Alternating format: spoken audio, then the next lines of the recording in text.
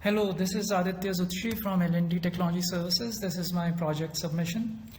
So as you can see, there are around 9,500 entries in the total data set. So what I will do is I will use around 8,000 entries for both training and validation.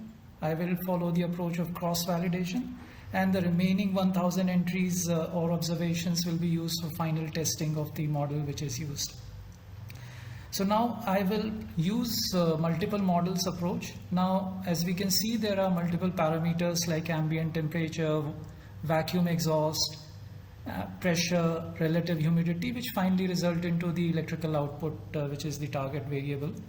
Now, my understanding of electrical engineering tells me that vacuum exhaust, because it's a steam turbine or a gas turbine where pressure is the most important factor. So vacuum exhaust and the ambient pressure will be very important factors, whereas we can't be sure whether temperature and relative humidity are going to be relevant or not.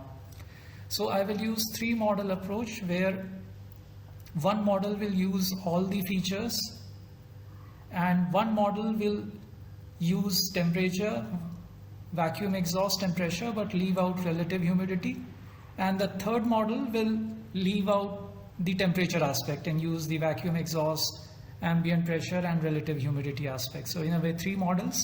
One will use all the features, one will leave out the temperature feature, and one will leave out the relative humidity feature because I feel these may or may not be important, whereas vacuum exhaust and pressure are anyways going to be very relevant in this modeling approach.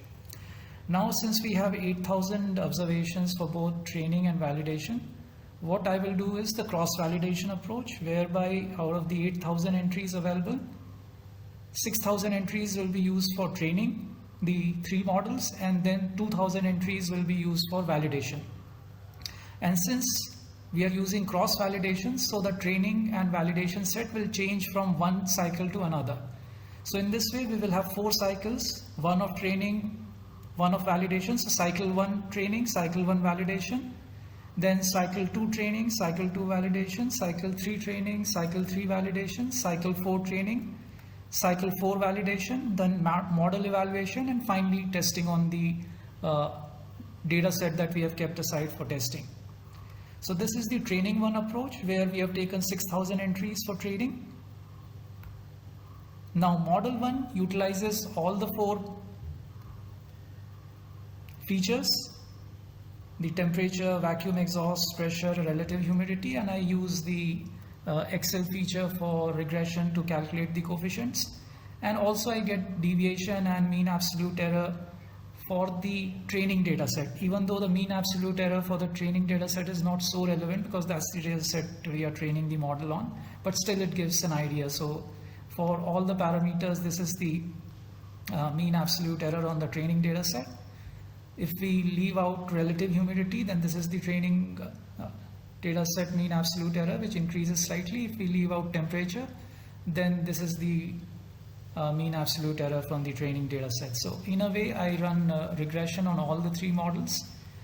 One model with all the features, one model with humidity left out, and third model with temperature left out. And I calculate the intercepts and I calculate the mean absolute error. And I see that from the first training itself that the mean absolute error is least when all the 4 parameters are taken for the regression and model building. One point to note is I'm using mean absolute error and not the mean square error, because energy itself is a composite quantity or a quality, and squaring the error I think will give a wrong result.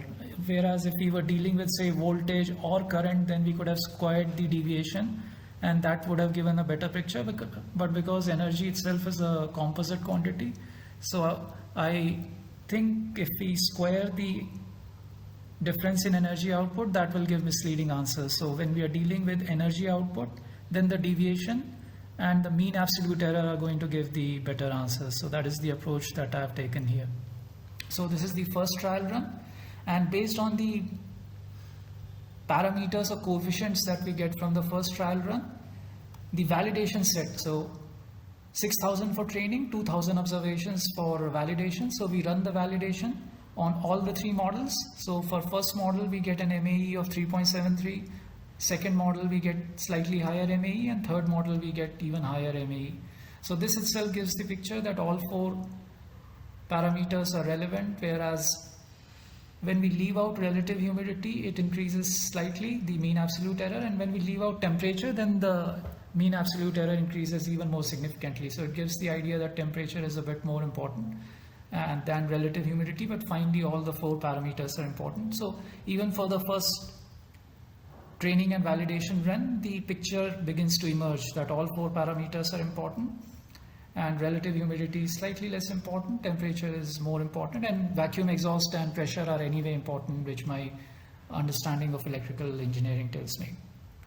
We repeat this cycle for the second round of training and validation, where again 6,000 observation, but these 6,000 and for the training and 2,000 for validation are different. So it's like out of the 8,000 which I have for overall training and validation, Val 1 will use one exclusive 2000 set, Val 2 will use another exclusive 2000 set, validation 3 cycle will use another exclusive 2000 set of observations, and Val 4 will use another exclusive set of 2000 observations.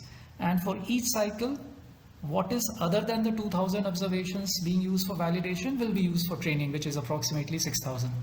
So it's 6 plus 2, 8,000 for each cycle of training and validation, and the remaining 1,500 for final round of testing.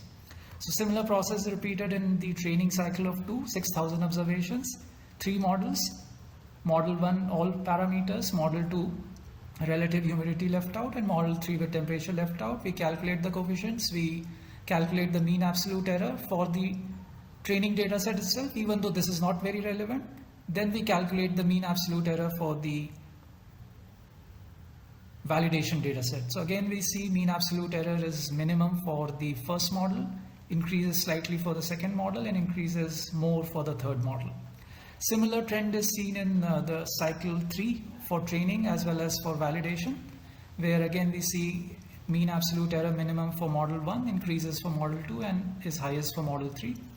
And similar observation for cycle 4 for training and validation, mean absolute error minimum for model 1, increases for model 2, and increases further for model 3. And if we now come to evaluation of the models, so we are dealing with 3 models. First model deals with all the parameters, second model leaves out humidity, third model leaves out temperature. We calculate the mean absolute errors from each validation cycle and calculate the average mean absolute error. And as we were expecting, we see that the mean absolute error is minimum for the first model, which includes all the 4 parameters. And this is selected as the best model. Now we ran 4 different training cycles, and each cycle we got slightly different coefficients for the 4 parameters for even model 1. And therefore to arrive at the best model, which we will use with all the parameters, we just average out the coefficients for the model 1, not for the other models. So for the model 1, the coefficients that we got in the 4 trial runs, we average them out to arrive at the final averaged out coefficients for model 1. So this is our final model, which is based on model 1. By averaging the coefficients we arrived at in all the 4 training runs. And these are the final coefficients that we are going to use in the final test run. And this is the final test run with 1,500 observations which were left out. And using the model which we just saw, which is the averaged out model 1 base coefficients, we calculate the predictions and the deviation, and finally the mean absolute error. And as we can see, mean absolute error is 3.63, which is very low.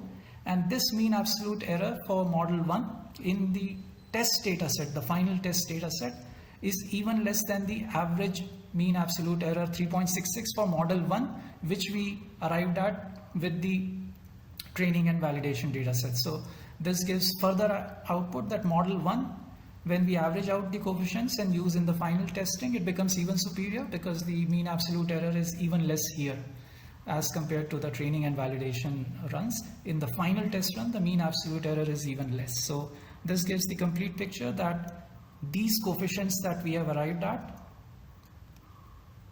give the best regression model, which is a linear regression model for estimating the energy output considering the parameters at hand, where all the features of temperature, vacuum exhaust, pressure, and relative humidity are relevant. So this model gets ratified as the best model, as the linear regression model, which anyway was going to be the best fit. It was only a question of which parameters are relevant. Can we leave aside some parameters? And we realized we cannot leave aside any parameters. Thanks you.